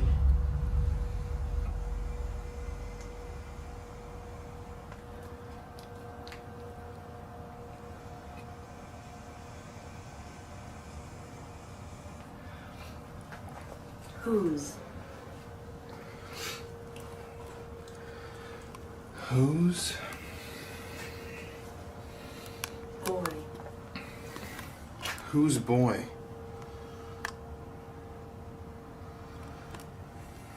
Okay, well, this thing's going on.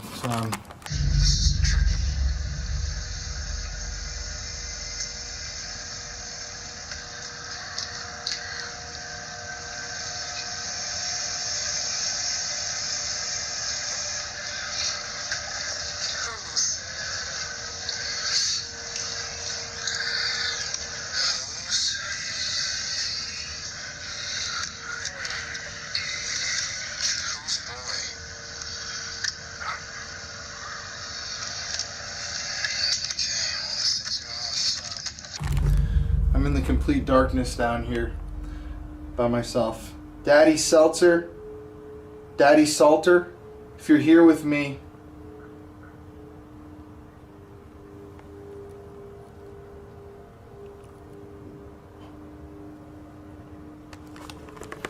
yeah, that's creepy. That just came from down there. Kim. Kim? Kim. It's Elizabeth Cowcut. I don't know who Kim was. I will say though, it got way colder. What the f? Huh. Stood. There goes my voice recorder. Look at that. It just died. My voice recorder just died. This was charged fully when we brought it here. Low battery. Thing just died. Clock. Spirit. Worry. Stood, altar, clock, spirit, worry? Dude, I have no idea. If you guys can make sense of any of this, let me know.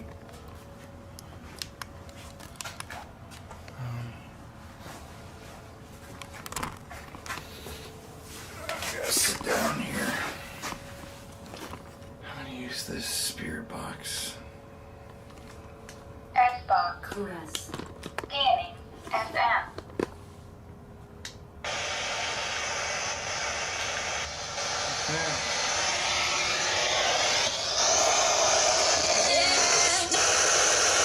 Lights out. Hell's Delight. Daddy Salter, are you down here with me right now?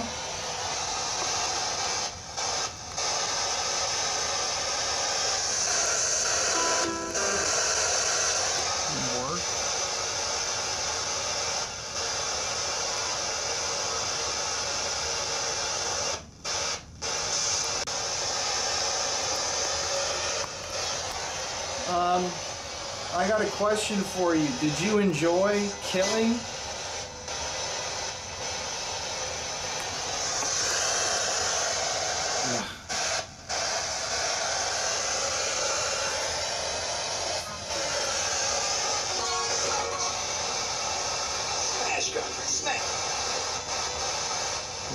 Cycle.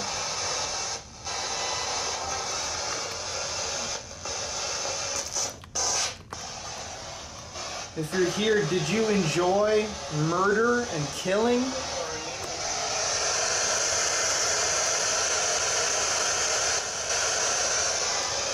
Did you like taking people's lives?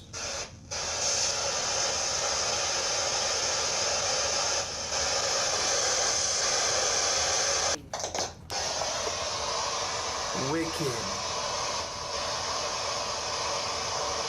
Did you feel like a bad person when you killed these people?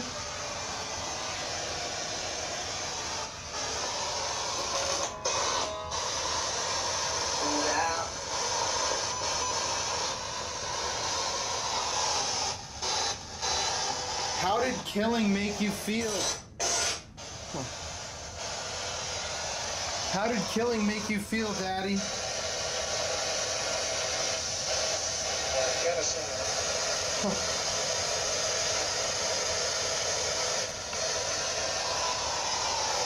What was the name of your bar?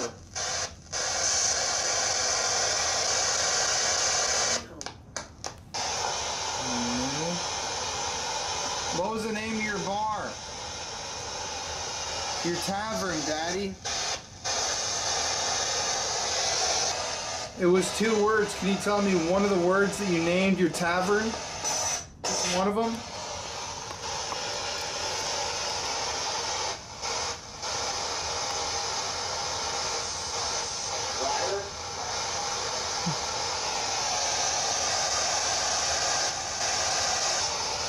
How did you kill the people that you killed?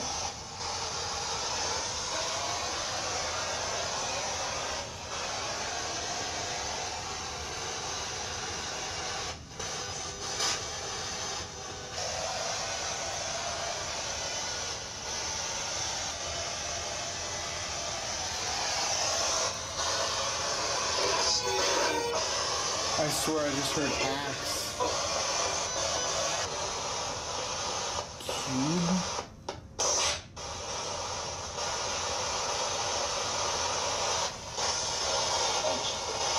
Axe. Axe. I just heard axe. Her hands. Who did you kill? Drunk, drunk, drunk. Drunk, date, do run. Drunk. It says right there on the sign that he killed a drunken indigenous person. Drunk. Why did you kill the people that you killed? Fate. Why'd you kill them? Fate? Do you believe that was their fate to die?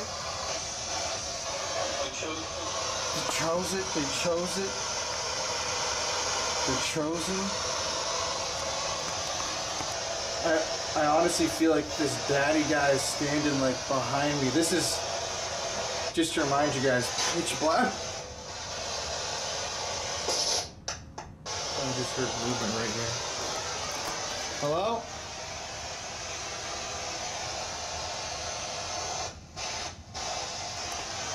Daddy Salter, can you just tell me how many people did you murder?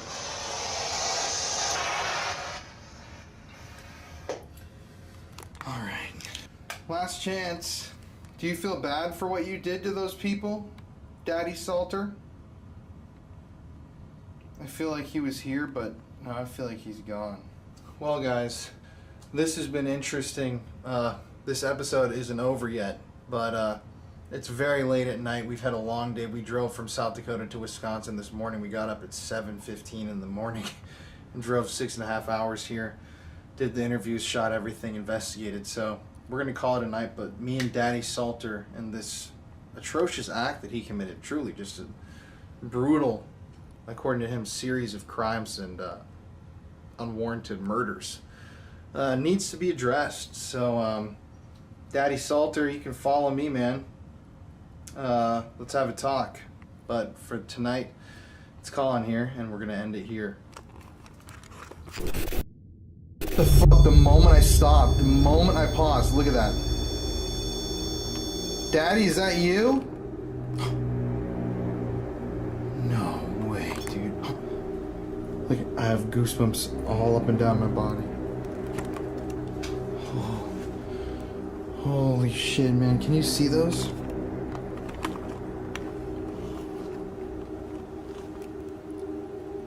Look at my goosebumps. My hair standing on end. God damn it, you can't really see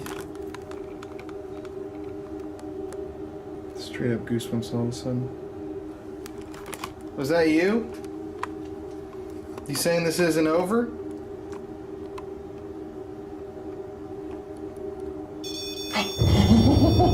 No way, dude! No! Okay, you're not welcome. You gotta leave.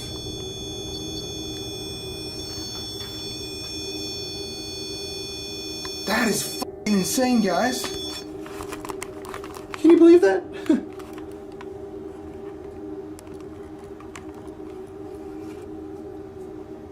Are you still pissed off about what happened to you? Are you proud that you killed all those people? Oh my god! No! What the hell? And I just...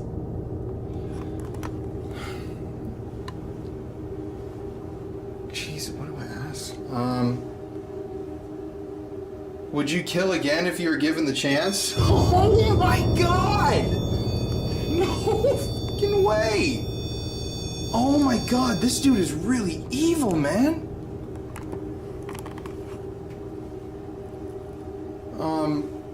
Will you follow me if I want to meet you? What the hell, dude? He's really easy. This dude's gonna follow me. If you follow me out near New Lipson to the old Salter cabin, if really, you're gonna be there? You're gonna follow me out there?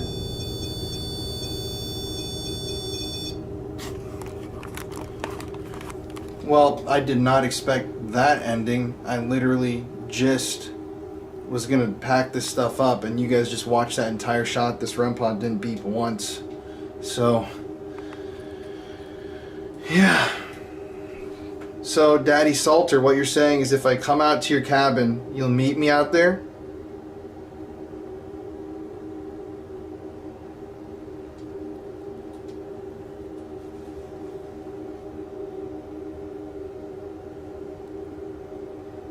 No response. Well, shit, I guess that's... Wish I had more time here, but our time's up. So, yeah, follow me out to Highway 60 to where your wife died. Where those first other murders took place. Let's have a chat there. Okay, guys, good night. Creepy ending, I guess.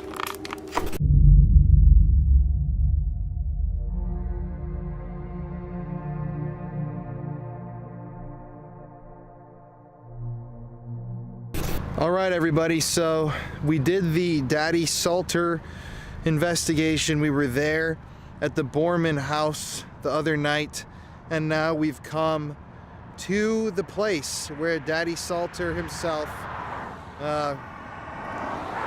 actually unjustly slaughtered those two indigenous men, and apparently he buried their remains in the road, so their skeletons are right here in the road, which is incredibly bizarre that I couldn't find any accounts of the skeletons or the bodies being recovered. They are allegedly right here, being driven over hundreds, thousands of times a day.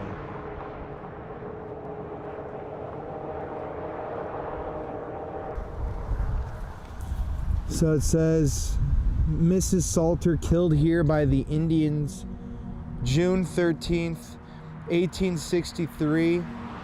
Two Indians, Joe and Jim Dandy, killed by Salter, then buried here. This axe handle killed two Indians and Mrs. Salter. Muckagee or something. I can't remember. I can't see what that says. That's crazy that this is an imprint of a murder weapon. Oh my gosh, Right here. that. That's weird. And yeah, the two indigenous people were buried right here in the road, it says. right there. Well, so here on the channel, we always like to respect, we like to respect the dead. This time, these two indigenous guys were unfairly murdered. There was no trial, there was no evidence. They were just basically found and beaten to death with this axe handle right here in this area and buried right here. I'm assuming that their skeletons are still under the road.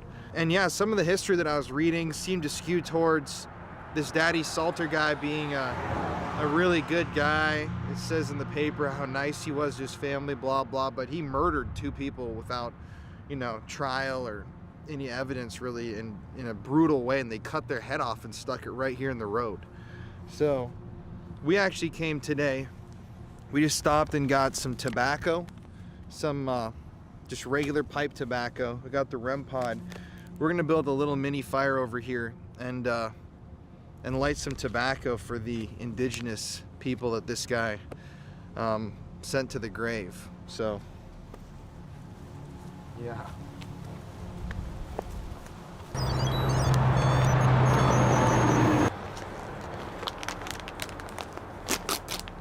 So I wonder if they actually REM pod right there.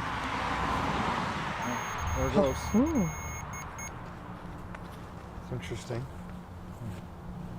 What I was wondering is if they actually buried the axe somewhere around here, like the murder weapon, or yeah, those 2 bodies that were lost. The REM pod. REM pod's going off, Colin. Really? Yeah.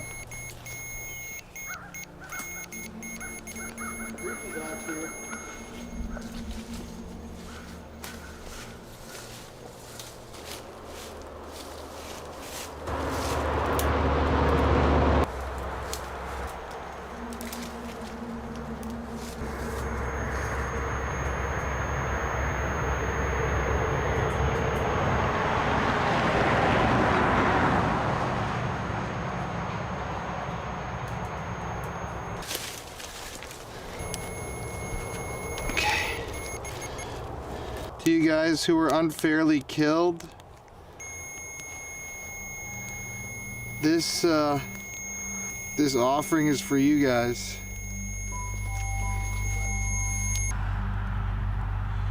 Yeah, I'm not a master fire starter to anyone online.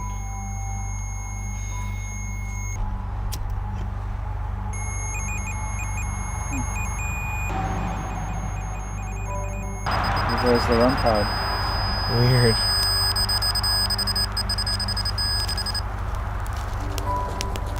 There we go. Oh. No, don't smother it.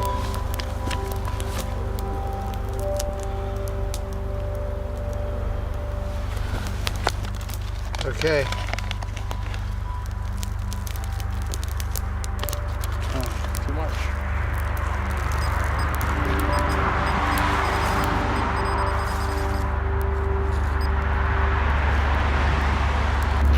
Oh, there we go.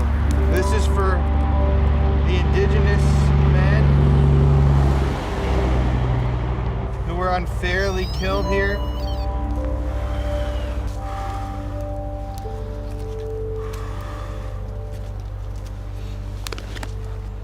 This is for the men who were murdered here. Huh.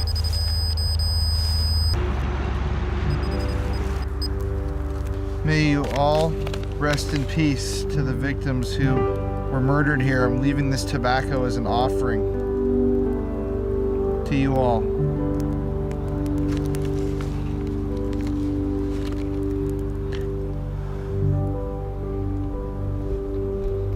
I hope you guys find peace.